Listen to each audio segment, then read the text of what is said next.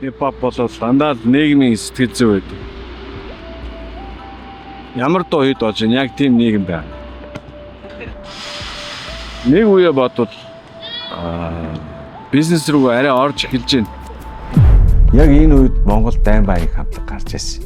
Бид нэр зөвхөн энэ Чойн номын шүлгийг биетэн дээр тэгшгэн хуваагаад өглөх хипхоп гэж ойлгосон. Гэтэл манай ах битэр энэ бас биш байна гэдэг.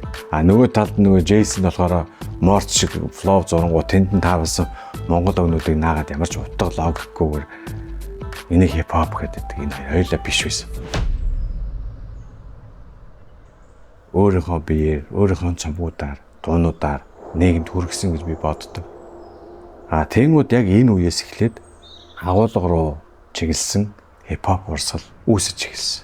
Тэндээс эхлээд одоо энэ Rocket Bay, Гинжин одоо энэ залуучуудын нөгөө хипхоп хандлага агуулга руу илүү буцаж орсон нөгөө харсарнагийн нөгөө суурь өөрчлөгдөж эхэлсэн гэсэн.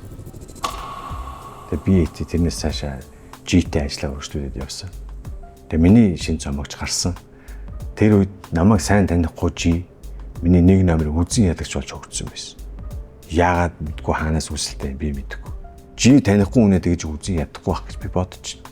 Тэгэхээр таньдаг хүн байсан байгаа. Хамт байсан хүнтэй л би боддгийг. Бас нэг үзэн ядагч мань оппозит болоо. За ингээд Куйзаг үзэн ядагчтай юм мод дэлгэрсэн.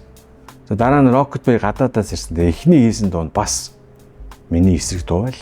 Тэгээд бүгдээр нь зориулаад жингийн цаваа гэдэг дунд нь нэг дуу хийж өгсөн л дөө. Rocket Bay ер нь хоёр хүн сонсдог байсан юм шиг санагдтыг. Нэг нь Eminem, нэг нь Quizza. Монголын хувьд би Монголын хипхоп урсгалыг судлаачийн байр сууриас хандаж бичлээд ахад хүлэн зөвшөөрөгдсөн хүн үгүй мэдэхгүй байна. Гэхдээ би өөрийнхөө саналыг бол хинээс жижиггүйгээр хэлж чадна. Тэгэхээр би бол Монголын хипхопын үүсгэн байгуулагч бол D-Lob гэж боддог. Миний багш.